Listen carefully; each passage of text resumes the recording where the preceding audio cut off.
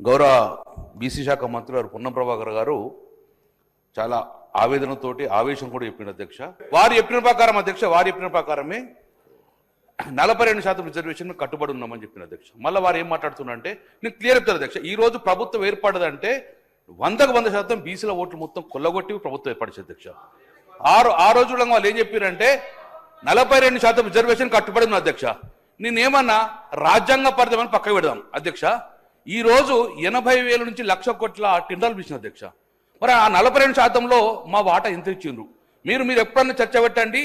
మీరు పిలిచిన ఈ 2.5 సంవత్సరాల్లో ఎన్ని కాంట్రాక్టులు ఇచ్చిండ్రు, అందులో బీసీలకు ఎన్ని కేటాయించారు, అందులో తెలంగాణ కాంట్రాక్టులకు ఎంతమంది ఇచ్చిండ్రో దయచేసి గౌరవ మంత్రి గారు చెప్పాలని భావిస్తున్న అధ్యక్ష. అధ్యక్షం కూడా ఆత్మగౌరవం బాధని చెప్పారు అధ్యక్ష. నేను రిక్వెస్ట్ చేసిన ప్రభుత్వాన్ని ఆరోగ్యంగా తమను ముందర కూడా రిక్వెస్ట్ చేసిన ఆత్మగౌరవ భవనాలకు సంబంధించిన అక్కడ ఒక పెద్ద కంపెనీలన్నీ కూడా నియోపోలిస్ కన్స్ట్రక్షన్ జరుగుతుంది. ఈ ఆత్మగౌరవ భవనాలు కన్స్ట్రక్షన్ చేయకపోవడం వలన ఈ డెబ్రీస్ కంకర మొత్తం తీసుకుపోయి ఆ యొక్క ఆత్మగౌరవ భవనాలు మొత్తం కప్పేసిన అధ్యక్ష. ఇప్పుడు అవి రిమూవ్ చేయాలంటే వాళ్ళ స్థలాలు వాళ్ళు తెలియాలంటే సుమారు ఒక 20 నుంచి 20 కోట్లు అయితే మాత్రమే ఆ డెబ్రీస్ అవుతుంది. నేను గౌరవ మంత్రి గారిని ఒకటి చెప్తున్నాను, దయచేసి మీరు ఆ ఏదో స్థలాలు ఉన్నారో కన్స్ట్రక్షన్ స్టార్ట్ చేసే ముందు ఆ డెబ్రీస్ మొత్తాన్ని తీయించేస్తే వాళ్ళ స్థలాలు వాళ్ళు కనబడే విధంగా ఉంటాయని చెప్పి నేను కోరుతున్నాను అధ్యక్ష. మేము ఏ కార్పొరేషన్ కూడా రూపాయి ఇవ్వలేదు, 0 అని చెప్పి ప్రభుత్వమే ఇచ్చింది అధ్యక్ష. నేను మంత్రి గారిని కోరుతున్నాను, మీరు కార్పొరేషన్ వేసిండ్రు, సరే మీరు ₹1 ఇవ్వలేదు, కనీసం ఆ కార్పొరేషన్లకు ఒక చైర్మన్ అని వేయండి.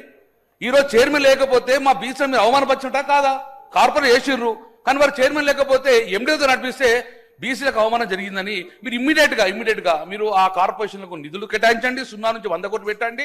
దాంతోపాటు ఆ కార్పొరేషన్లకు చైర్మన్ ప్రకటించి ఆ బీసీల గౌరవాన్ని కాపాడారు అధ్యక్ష. రెండో అధ్యక్ష, ఇంకోటి ఓవర్సీస్ స్కాలర్షిప్ అధ్యక్ష, ఇది చాలా ఇంపార్టెంట్. మొదటి ఫేజ్ లో 10 లక్షలు తీసుకున్న వాళ్ళు అమెరికాలో, లండన్లో స్థిరపడ్డారు. వాళ్ళు రెండో ఫేజ్ రాకపోవడం వల్ల వాళ్ళు రెస్టికేట్ అయ్యి ఇండియాకి వచ్చే పరిస్థితి అధ్యక్ష. వెనువెంటనే ఆ రోజు సీతాకాలం ఆన్సర్ ఇచ్చారు 3 నెలలు పంపిస్తామని, కానీ ఇంతవరకు అధ్యక్ష సెకండ్ ఫేజ్ వాళ్ళకి ఇన్స్టాల్మెంట్ రాక విద్యలందరూ ఇబ్బంది పడుతుంది. కాబట్టి ఇమ్మీడియట్ గా ఓవర్సీస్ స్కాలర్షిప్ లో సెకండ్ ఫేజ్ అమౌంట్ పంపించేసి ఆ బిడ్డల చదువుకు ఎలాంటి ఆటంకం లేకుండా చూడాలని చెప్పి నేను ప్రభుత్వం కోరుతున్నాను అధ్యక్ష. ఆర్టీసీ చైర్మన్ అధ్యక్ష, ఒక చాలా ముఖ్యమైనది, ఆ రోజు కేసీఆర్ గారు ఆర్టీసీ చైర్మన్ కూడా 2 సార్లు బీసీ కేటాయించారు అధ్యక్ష. నేను ఈ ప్రభుత్వాన్ని కోరుతున్నాను, ఆర్టీసీ చైర్మన్ ఈక్వల్ టు మంత్రుడే కాబట్టి ఈసారి ఆర్టీసీ చైర్మన్ ఉండగా మీరు కొట్లాడి ఒక బీసీ బిడ్డకు, మీ కాంగ్రెస్ ఇచ్చుకొని బీసీ బిడ్డకు ఒక ఆర్టీసీ